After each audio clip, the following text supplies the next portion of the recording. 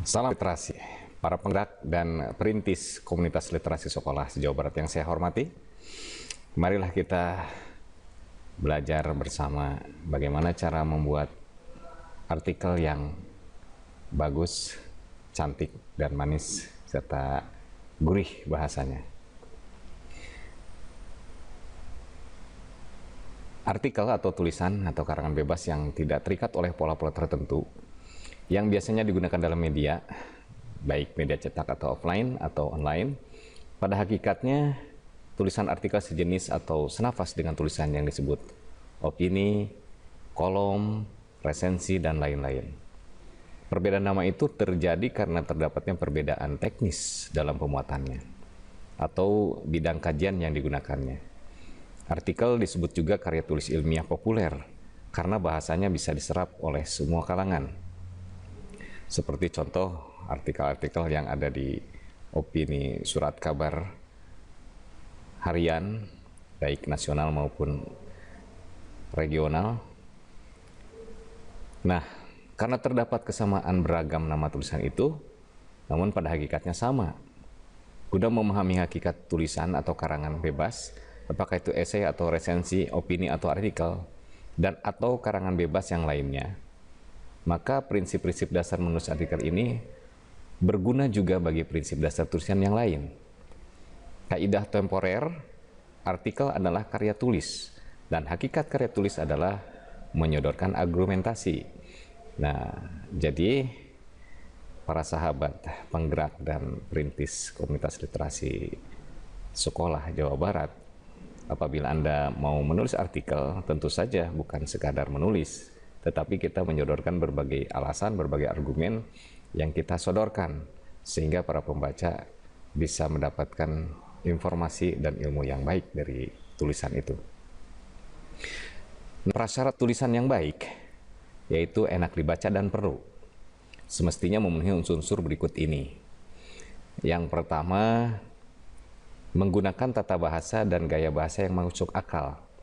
Nah, ini maksudnya bahwa bahasa itu tentu saja mudah diterima oleh para pembacanya.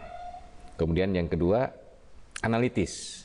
Nah, di dalam analitis ini kita menyuguhkan paparan, baik deskripsi, narasi maupun eksposisi kepada pemirsa ataupun kepada para pembaca. Kemudian yang berikutnya, yang ketiga, kritis. Kritis ini memberikan pandangan, memberikan solusi, memberikan arahan, memberikan saran di dalam tulisan tersebut, sehingga para pembaca mendapatkan sesuatu yang berguna bagi dirinya dan juga yang lain. Kemudian yang keempat, disampaikan secara runut dengan metode deduktif atau induktif. Jadi boleh dari umum dulu ke khusus atau dari khusus ke umum. Itu boleh saja, terserah itu bagaimana gaya kita.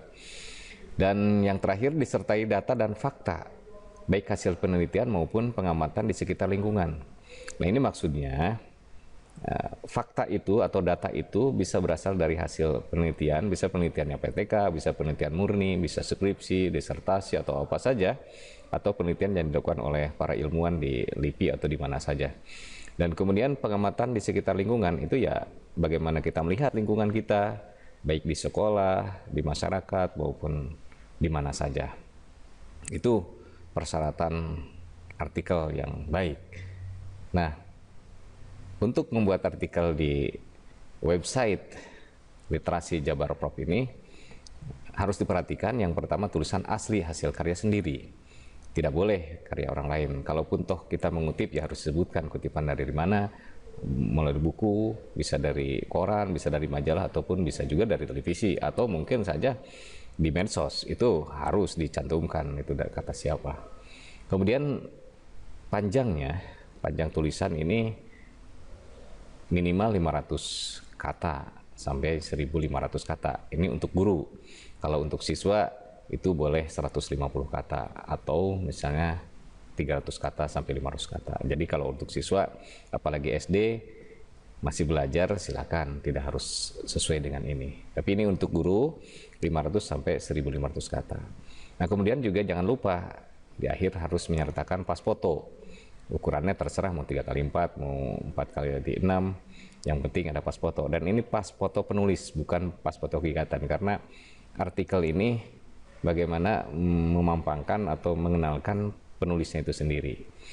Dan berikutnya saya sajikan contoh sebuah artikel karya saya yang dimuat di salah satu surat kabar. Ini judulnya Andai Buku Itu Sebungkus Rokok.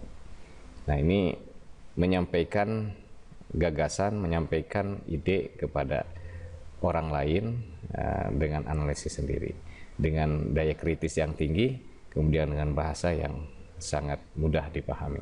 Sekian, terima kasih, selamat menulis artikel. Assalamualaikum warahmatullahi wabarakatuh. Salam literasi, sukses.